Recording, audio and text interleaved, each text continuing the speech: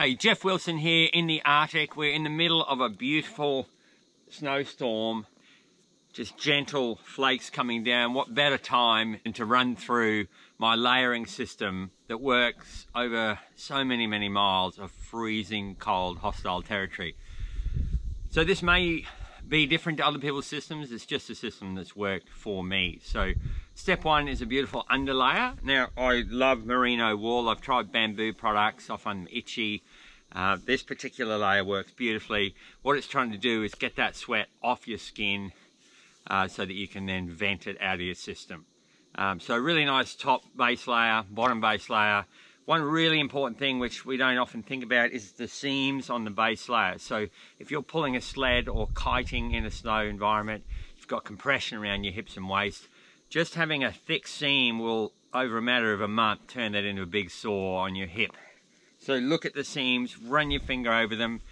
Particular icebreaker undie is beautifully designed. There's no seam digging into your hip band. So that's the underlayer. For my socks, I always wear a thin sock, then a thick sock over the top. Boots 2 sizes too big. In this sort of environment, it's -24 today, so I do not want sweat getting into my boot layer. I'll wear a shopping bag over the top of my thick sock, and that just stops my feet sweat getting into the boot. Saves you a lot of fuel at night. So that's the base layer. Okay, now what I would call the mid layer. You notice I've put a thin layer of gloves on. For me, because my mitts are on and off, I need an underglove. If you're just trudging all day, you're not dealing with kites or sleds, then you probably could skip this layer. But nice thin layer of gloves that I can move and play with kite strings, be tactile with. Then a nice secondary wicking layer. It's a little bit thicker than your merino layer, your base layer. And then for today, because it's quite cold, to be -24, I've got a Primaloft pant. They're pretty hard to come by, but they're a great addition to your arsenal. If I'm sort of below -20, I'll generally go base layer, Primaloft, and then your top layer on the bottom, potentially with a down layer on the top. So mid layer, Primaloft pant, nice secondary wicking layer. A t-shirt, a normal t-shirt would do for this layer, although this is a really nice one made by Arc'teryx, works beautifully. So this layer is definitely personal choice. If I'm working really hard, moving my upper body, I don't really want down over my forearms or armpits, makes it harder to vent. If I'm going to be stationary, not moving too much, I probably want a full down layer. You're approaching -30 to -40, you definitely want a down layer over the top of your secondary layer. So something like the North Face Puffy or the Arc'teryx short arm is perfect. Puffy layer, for me, if I'm not working super hard, I'm going to need this, or I might just wear it while I start moving in the morning or after a break. It's not a ventable layer. You can vent from the front, obviously, but down doesn't vent very well. It's going to get sweaty. So the minute you feel that prickle on your skin, you want to lose this layer. I tend to find that this is great sort of between -15 and -25 as a break layer, meaning when I stop, I'm going to put it on. It's not great as a working layer until you get below -25 or so. But it's a beautiful fabric. This is probably my favorite garment out here. The thing you have to remember is you do not have a resupply in what I do.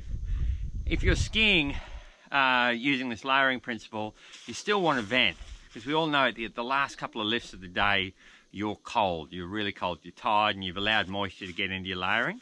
If you vent during the morning, you will not get that late in the day fatigue and cold.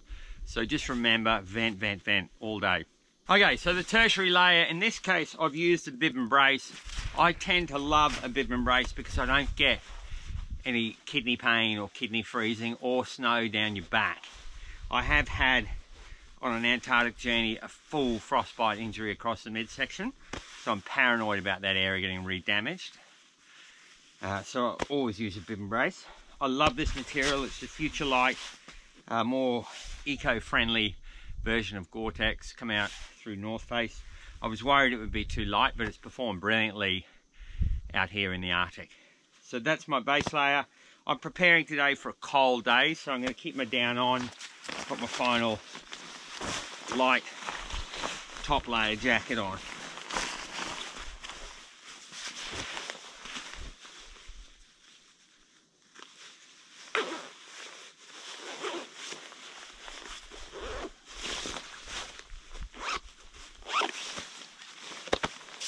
Final base layer. So that's it. Now, the idea with this is that you do the cuffs up and then add your gloves, your mitts over the top. I'll show you that.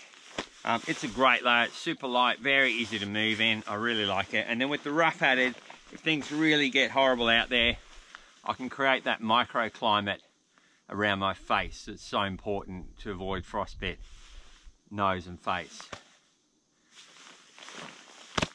So for hands, obviously hands are primary importance. You have to look after them. Hands and feet out here get hammered. So for me, it's a light layer, just a really light thin glove, and then a big thick mitt over the top. Pull that well up over the cuff. Make sure it nearly gets to the elbow. That's how big you want this mitt. And then that's just keeping that whole system, warming the blood in, warming the blood out. It's a great system. These gloves have crossed Antarctica twice, once with me and once with explorer Faisal Hanesh, French explorer. So they've done some mileage. They're a down glove, so they require real attention to your sweating. You can't sweat in them at all. You just won't get them dry again in the tent. So venting on your hands, pull it off. The minute you feel that prickliness, start working without them. For head coverings, this little facing works beautifully.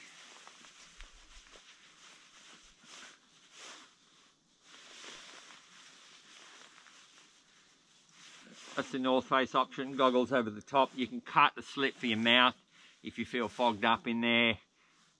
Doesn't have to be thick over the face to protect it. Just a really nice light layer. This dries easily in the tent. Love that one. Or if you're getting real extreme, like if I'm talking wind chill of, like it was on Monday, minus 35 to minus 42, then I'm wearing this.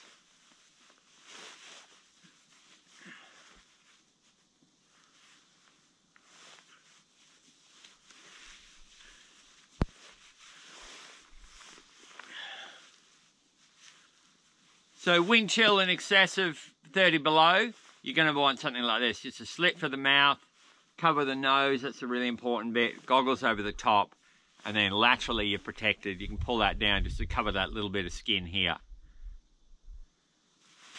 So that's the layering system. I think you could go anywhere in the world in a cold environment with that system.